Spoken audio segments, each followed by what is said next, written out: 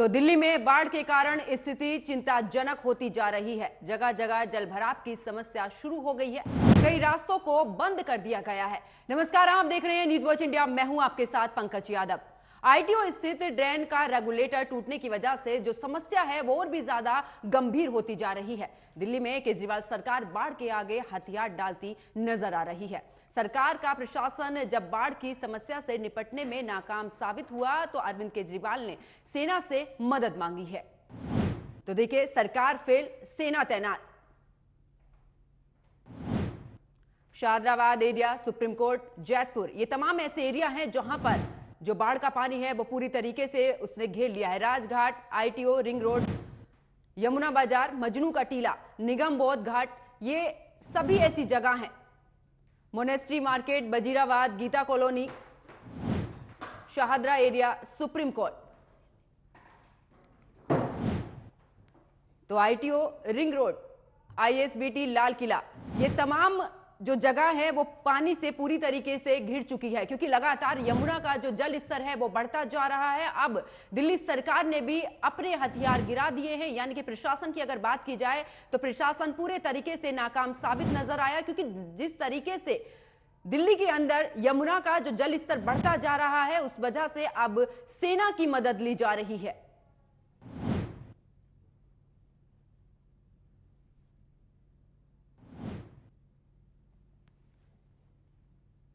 तो दिल्ली में ग्राफिक्स के माध्यम से हम आपको ये वो जगह बता रहे हैं जहां पर पूरी तरीके से दिल्ली जो है वो जलमग्न हो चुकी है। यमुना बाजार, मजनू का टीला, निगम बोध घाट और साथ ही Monastery Market, Wazirabad, Geeta Colony, ऐसी तमाम जगह हैं जहां पर दिल्ली में पानी ही पानी नजर आ रहा है।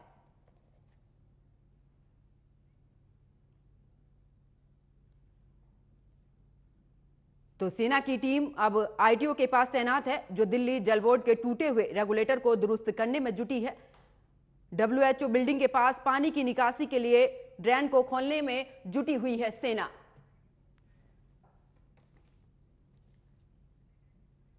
तो देखिए, दिल्ली में जिस तरीके के हालात बने हुए हैं वो वैसे ही काफी चिंताजनक है। इसी पर चर्चा के लिए मेरे साथ में कुछ मेहमान जुड़े हैं, उनका परिचय मैं आपसे करा देती हूं। आम आदमी पार्टी नेता नरेंद्र सोनी मेरे साथ हैं, बीजेपी नेता प्रदीप सिंह मेरे साथ हैं और रक्षा विशेषज्ञ शिवदान सिंह मेरे साथ हैं। और साथ ही में मेरे साथ में स्टूडियो में मौजूद हैं मेरे वरिष्ठ पत्रकार के राणा। आप सभी मेहमानों का स्वागत है न्यूज वॉच इंडिया पर। चर्चा की शुरुआत करती हूं आम आदमी पार्टी के साथ में नरेंद्र सोनी जी। तमाम ऐसी जगह है, अगर सीएम हाउस की बात करें, डब्ल्यूएचओ की बात करें, तमाम जगहों पर पानी ही पानी है। आखिरकार इसका जिम्मेदार कौन है? देखिए यादव जी, मैं आपको बताना चाहता हूं कि आज भारतीय जनता पार्टी का षड्यंत्र सबके सामने आ गया है और ये लोग घटिया राजनीति के चलते दिल्ली के लोगों के साथ इतनी बड़ा षड्यंत्र भी कर सकते हैं, यह आज लोगों के सामने आ गया है। हमने दो चीजें देखी। पहला, एक वीडियो हथनी कुंड बैराज से किसी ने भेजा है जो वहीं कहीं आसपास रहते हैं और उन्होंने दिखाया कि किस तरीके से हथनी कुंड बैराज से सारा का सारा पानी दिल्ली की तरफ छोड़ा जा रहा है, जबकि वहां सहारनपुर उत्तर प्रदेश की तरफ एक कैनाल जाती है जिसमें काफी पानी डाइवर्ट किया जा सकता था और भारतीय जनता पार्टी की घटिया राजनीति के चलते उसको केवल और केवल दिल्ली की तरफ छोड़ा जा रहा है और उत्तर प्रदेश की तरफ जाने वाला जो कैनाल है वो सूखा पड़ा है। वीडियो में साफ दिख रहा है कि जो उत्तर प्रदेश की तरफ जाने वाला कैनाल है वो पूरी तरह से सूखा हुआ पड़ा है और सारे पानी दिल्ली की तरफ डाइवर्ट किया गया है। दूसरी चीज, रात भर दिल्ली के सभी मंत्री, दिल्ली के तमाम एमएलए, दिल्ली के सभी अधिकारी, सब लोग अपना काम पे लगे हुए हैं और एक तरफ दिल्ली के माननीय कैबिनेट मंत्री सौरभ भारद्वाज जी जब आईटीओ पे खड़े होकर के और आईएएस अधिकारी अश्विनी कुमार जी को मांग करते हैं कि एनडीआरएफ को भेजा जाए, तो वो क्या कर रहे हैं, वो उनकी सुन नहीं रहे हैं और उन्होंने सुबह तक भी कोई मदद नहीं भेजी वहां पर। आपने हम सब ने देखा कि सौरभ भारद्वाज जी ने खुद बताया कि उन्होंने ग्रुप में भी लिखा जिसमें चीफ सेक्रेटरी भी खुद हैं, लेकिन भारतीय जनता पार्टी की तरफ से तमाम आईएएस अधिकारियों को, एलजी साहब को, और एलजी साहब खुद इसमें इन्वॉल्व हैं, जो किसी भी तरह से चाहते हैं कि अरविंद केजरीवाल जी को, आम आदमी पार्टी को बदनाम किया जाए। और सिर्फ ये बदनामी कराने के लिए नरेंद्र इतना सोनी बड़ा जी, षड्यंत्र नरेंद्र इन्होंने सोनी किया जी, कि दिल्ली को डुबा दिया। जिम्मेदारी किसकी है? जिम्मेदारी तो आपकी है ना, दिल्ली आपके अधीन है, जिम्मेदारी आपकी बनती है। अगर वहां से हथनी बैराज से पानी छोड़ा जा रहा है तो क्या आपको संज्ञान में नहीं लिया गया था?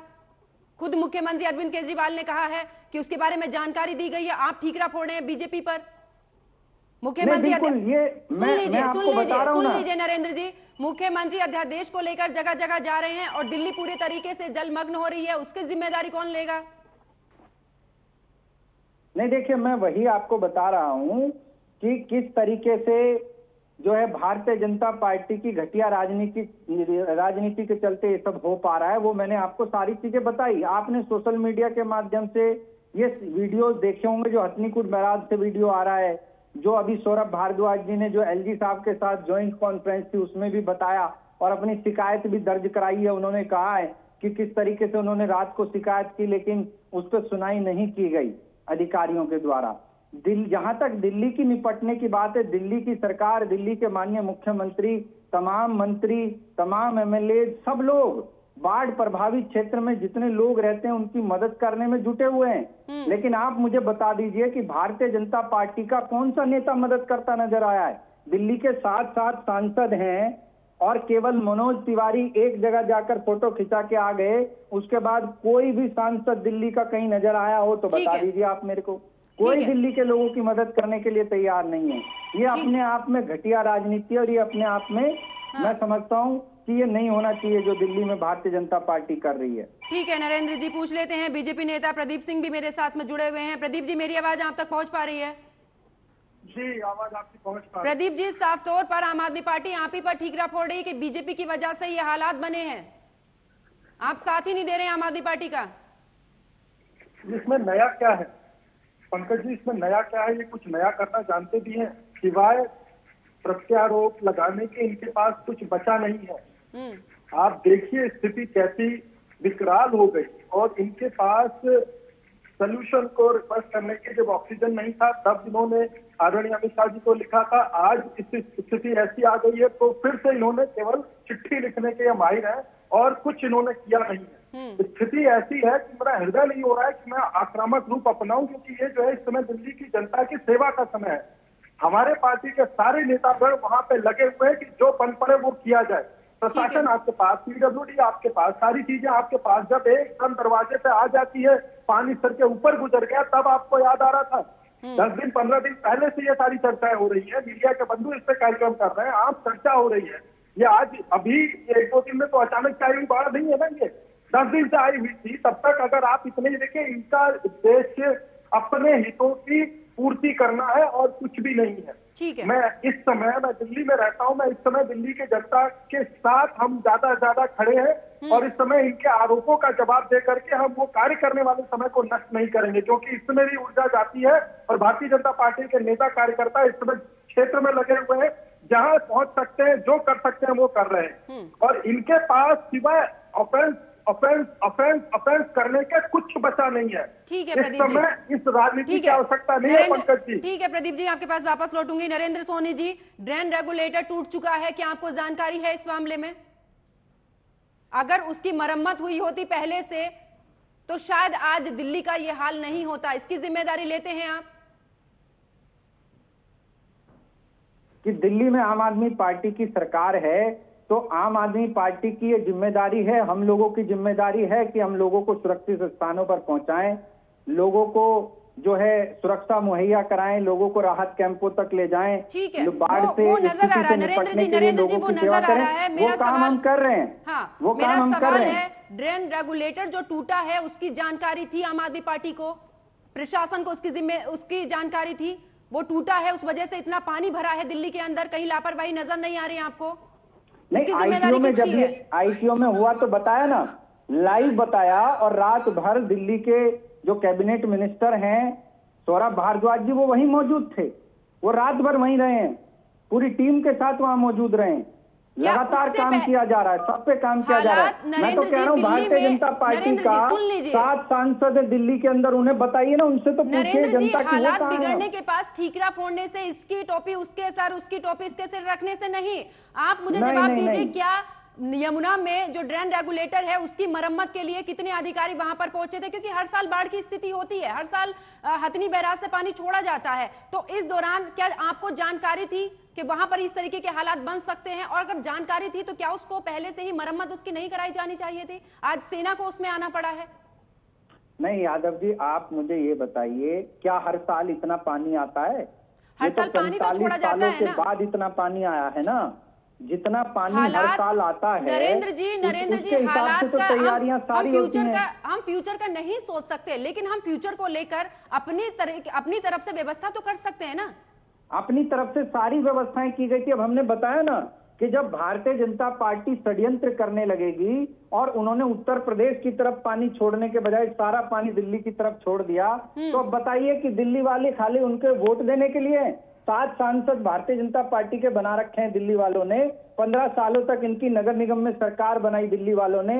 आज दिल्ली वालों ने इनको नगर निगम में हरा दिया तो उनका ये बदला निकालेंगे कि सारा पानी दिल्ली की तरफ छोड़ देंगे, उत्तर प्रदेश सूखा पड़ा रहेगा।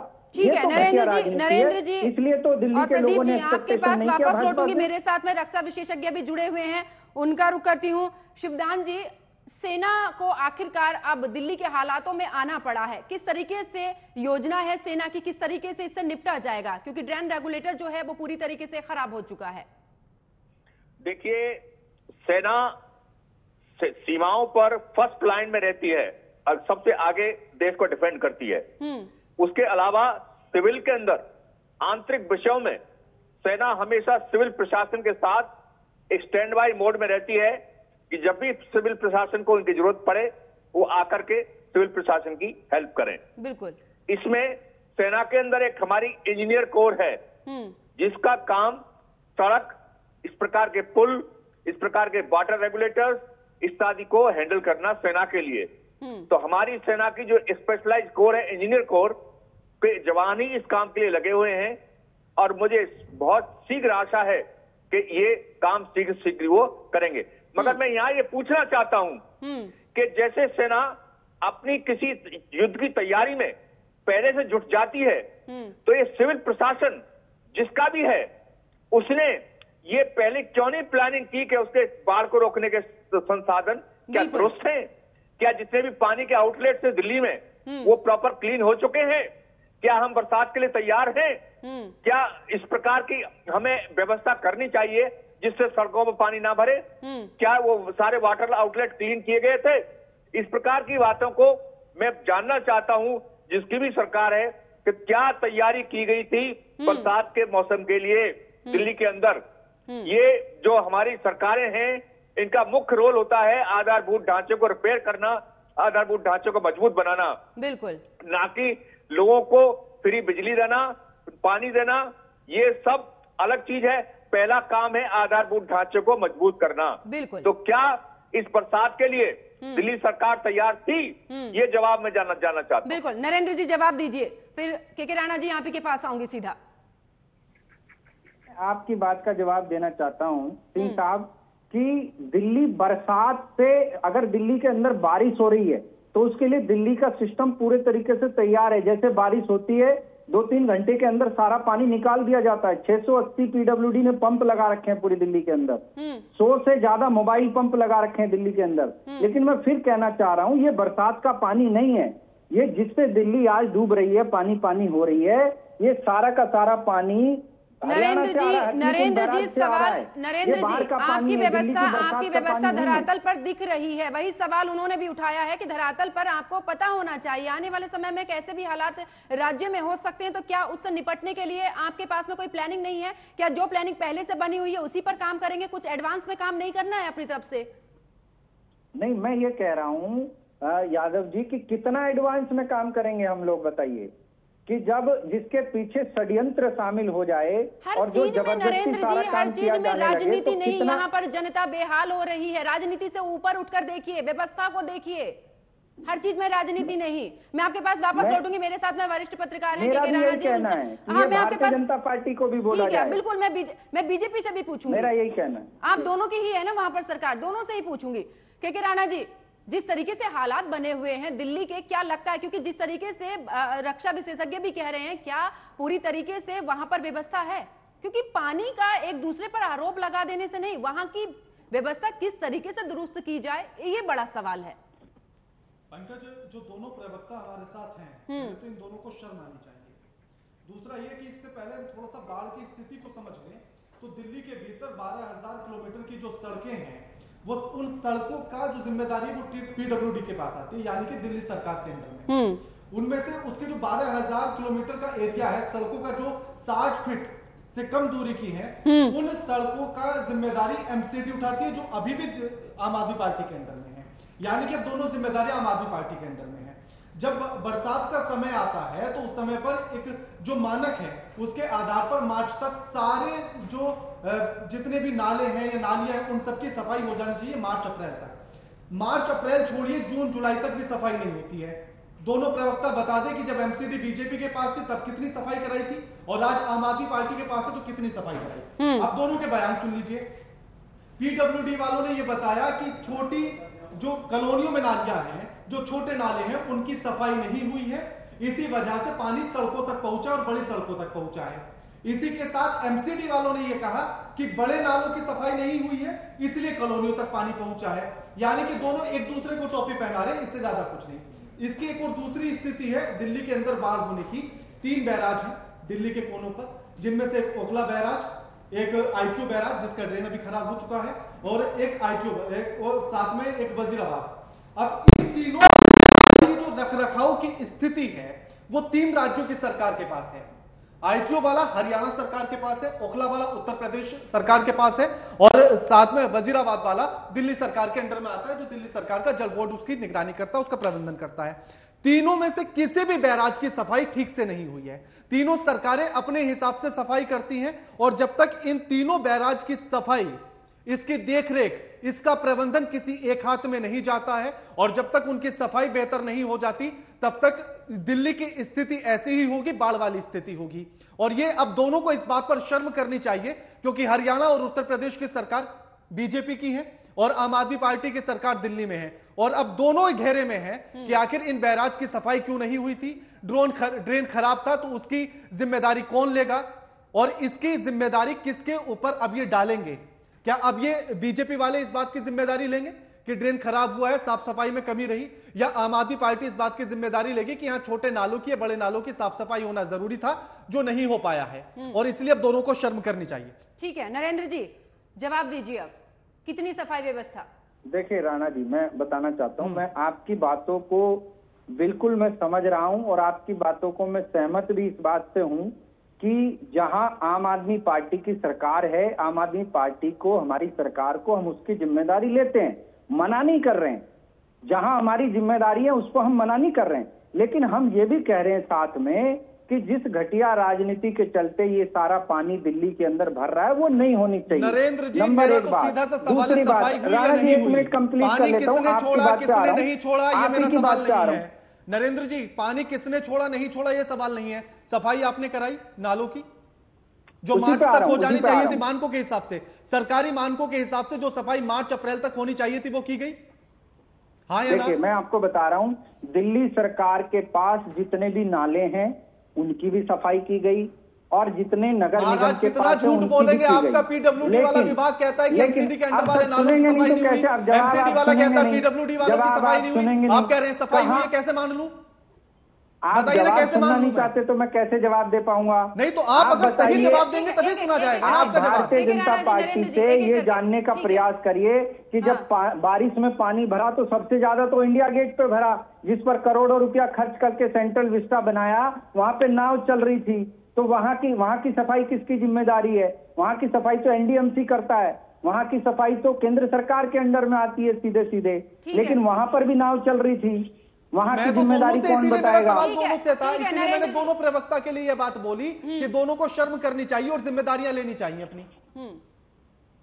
ये सारा का सारा देखिए राणा जी, आप बिल्कुल आपकी बात से मैं सहमत हूं, जहां हमारी जिम्मेदारी है वहां हम जिम्मेदारी लेते हैं, मना नहीं कर रहे हैं, लेकिन साथ ही साथ हमें इन षड्यंत्रों को भी जनता को बताना पड़ेगा और समझना पड़ेगा कि राजनीति के चलते दिल्ली के लोगों को क्यों परेशान किया जा रहा है। कभी तो जिम्मेदारी वाली बात किया करो, हमेशा राजनीति उसके लिए हम तैयार है, मना कहाँ कर रहे हैं? राजनीति में ही नहीं जाना चाहिए, जनता के मुद्दों पर भी रहना चाहिए। प्रदीप जी जवाब दीजिए जरा। पंकज जी देखिए, मैं राणा जी को बताना चाहूंगा, देखिए मेरा उनका कोई प्रोटेस्ट या कोई काउंटर नहीं है। मैं जो इतना बताना चाहूंगा कि किसी भी बिल्डिंग की ना सबसे पहले नींव बनती है, छत बाद में बनती है। जब मूल ही पीछे से खराब हो, दिल्ली की बेसिक व्यवस्थाएं ही खराब हो, तो उससे आगे का क्या किया जा सकता है। मैंने शुरू में ही बोला कि मैं इस समय राजनीति हम नहीं करेंगे। हमारे नेता, हमारे कार्यकर्ता इस समय क्षेत्र में लगे हुए और हम अपना जो कर सकते हैं काम कर रहे हैं। किसी की जान जा रही है, जान बचाना जरूरी है। उस समय ओखला बैराज और ITO बैराज साफ था। प्रदीप जी, एक मिनट सर, प्रदीप जी जवाब दीजिए ना। पहले आपकी कहानियां नहीं सुननी ना, जवाब चाहिए हमें। जवाब तो दे रहे हैं सर। हाँ तो जवाब दीजिए ना। ITO बैराज साफ था, ITO बैराज साफ था, पहले बनी थी क्या? ITO बैराज साफ था क्या? एमसीडी और लेकर के पूरी के पूरी आम आदमी पार्टी सारे पहिए उनके हाथ में है। तो अगर तीसरा फोड़ना है तो मेरे पास बहुत सारे लॉजिक है उसको देने के लिए, लेकिन अगर मूल सही नहीं हुआ, लेकिन महाराज ओखला बैराज की जिम्मेदारी तो उत्तर प्रदेश सरकार की है। आम आदमी पार्टी की सरकार है। ओखला बैराज की जिम्मेदारी किसकी? ओखला बैराज का प्रबंधन किसके पास? सर ओखला बैराज से पहले ITO पे भी एक बैराज है, उसके पहले हथनीकुंड भी बैराज है। और इनकी जिम्मेदारी किसकी है? इनकी जिम्मेदारी किसकी है? सर देखिए, आप अगर इस तरह से प्रश्न करेंगे तब तो उसका उत्तर देना मुश्किल है, लेकिन मूल को अगर आप क्योंकि जिम्मेदारी आपकी और गलती आपकी है। नहीं करना चाहता, गलती आपकी है, इसीलिए मुश्किल हो जाता है। प्रदीप जी, इस समय सोल्यूशन का समय, दिल्ली की जनता इस समय विकल्प और सोल्यूशन चाहती है। ये चर्चा है, सोल्यूशन के साथ जिम्मेदारी पर भी काम करना होगा और जिम्मेदारी लेनी होगी, तय करनी होगी। जिसको जनता ने चुना, जिसको दिल्ली की जनता ने चुना, वो जिम्मेदारी नहीं ले रही है, तो विपक्ष तो अपना काम करेगा ना। हम जो कर सकते हैं वो कर रहे हैं। प्रदीप जी, शायद लगता है कि दोनों ही पार्टियां जिम्मेदारी लेने के लिए सामने नहीं आ रही है और ठीकरा एक दूसरे पर ही फोड़ा जा रहा है। शिवदान जी, ठीक है प्रदीप जी, जवाब जो है ना प्रदीप जी सुन लीजिए, जवाब चाहे आम आदमी पार्टी हो या बीजेपी हो, एक दूसरे पर आरोप लगाने के अलावा आप दोनों के बीच में कुछ भी नहीं समझ में आ रहा है। कोई जनता के लिए नहीं आ रहा है। जब चीजें हो जाती तब जनता के बीच में जाते, तब दिखाते कि हाँ हम आपके साथ में हैं। ये चीजें पहले से होती तो शायद आज ये दिन देखना नहीं पड़ता। शिवदान जी, आप कुछ बोल रहे थे, अपनी बात पूरी कीजिए।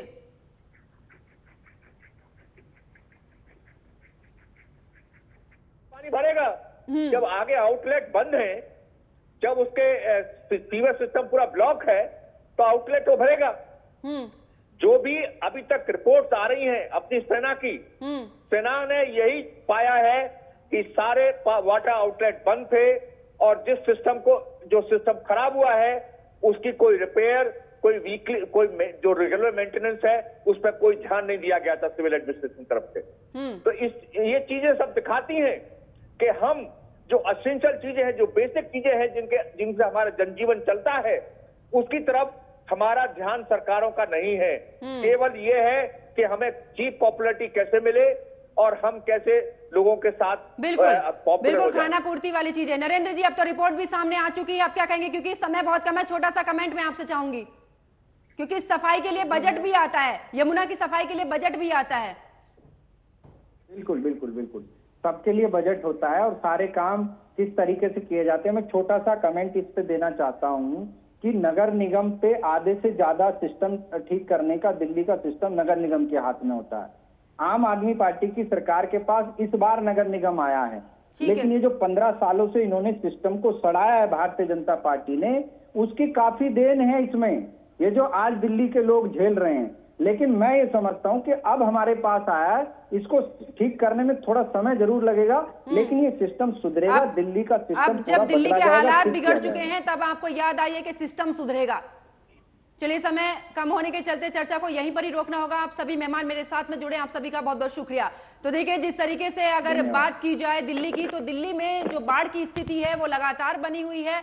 बीजेपी आम आदमी पार्टी पर, आम आदमी पार्टी बीजेपी पर तमाम तरीके के जो आरोप प्रत्यारोप है वो चल रहे हैं, लेकिन सवाल यही खड़ा होता है कि आखिरकार कब दिल्ली का सिस्टम सुधरेगा, कब सरकारें जागेंगी और कब दिल्ली के जो हालात हैं वो सुधर पाएंगे। क्योंकि जिस तरीके से तस्वीरें सामने आई हैं कि ड्रेन रेगुलेटर जो है वो खराब हो चुका है, लेकिन अगर बात सेना की जाए तो सेना की तरफ से भी रिपोर्ट सामने आई है कि वो पहले से ही उसकी मरम्मत नहीं की गई थी और यही वजह रही है कि ड्रेन रेगुलेटर टूटने की वजह से दिल्ली में बाढ़ के जो हालात हैं वो लगातार बने हुए हैं, जनता जो है वो लगातार परेशान है। लेकिन अगर बात की जाए राजनीतिक लोगों की, तो वो एक दूसरे पर ठीकरा फोड़ने के अलावा और कोई काम नहीं कर रही है।